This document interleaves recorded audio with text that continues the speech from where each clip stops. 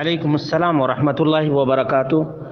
اللہ رب العالمین آپ کو جزائے خیر عطا فرمائے اور اس بھائی کو بھی مزید علم دین حاصل کرنے کی توفیق عطا فرمائے جس نے پوچھا ہے کہ اذان میں نبی کریم صلی اللہ علیہ وسلم کے نام آنے پر ہاتھ کو یا انگوٹھے کو چوم سکتے ہیں۔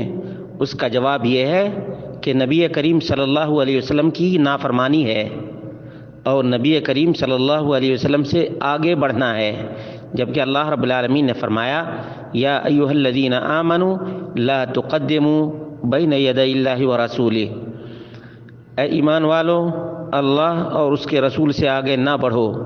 اللہ کے رسول صلی اللہ علیہ وسلم نے فرمایا فقولوا مثل ما یقول المؤذن، اسی طرح سے اذان کے کلمات تم دہراؤ جس طرح سے مؤذن کہتا ہے۔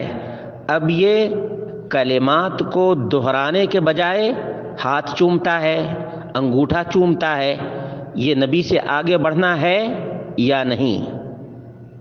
دوسری بات، ایک آدمی بول سکتا ہے کہ ہم زبان سے بولتے بھی ہیں، ہاتھ کو چومتے بھی ہیں، تو زبان سے بولنا تو نبی کی سنت کے مطابق، لیکن ہاتھ کو چومنا نبی سے آگے بڑھنا ہے۔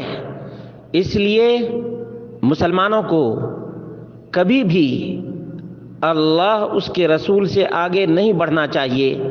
سورہ حجرات کی یہ پہلی آیت ہے، نوجوانوں اللہ سے ڈرو، منمانی نہ کرو۔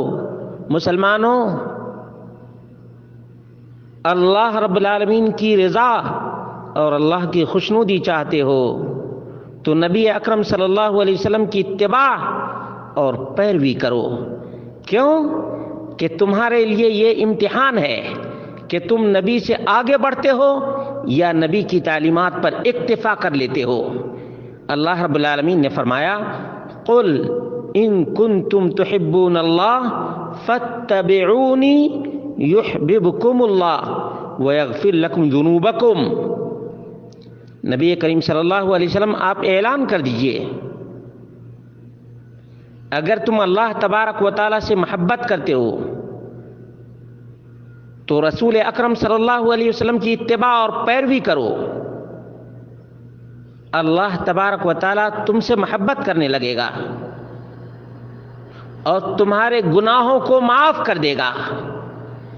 یہ ہے سنت مصطفیٰ صلی اللہ علیہ وسلم پر اکتفا کرنے کا فائدہ، سنت مصطفیٰ صلی اللہ علیہ وسلم تک رک جانے کا ثمرہ، اور یہ ہے اجر جزیل اس آدمی کے لیے جو نبی کی پیروی کرتا ہے، اپنی منمانی نہیں کرتا بلکہ اپنی چاہت کو اور اپنی خواہش کو نبی کریم صلی اللہ علیہ وسلم کے حکم کے تابع کر دیتا ہے۔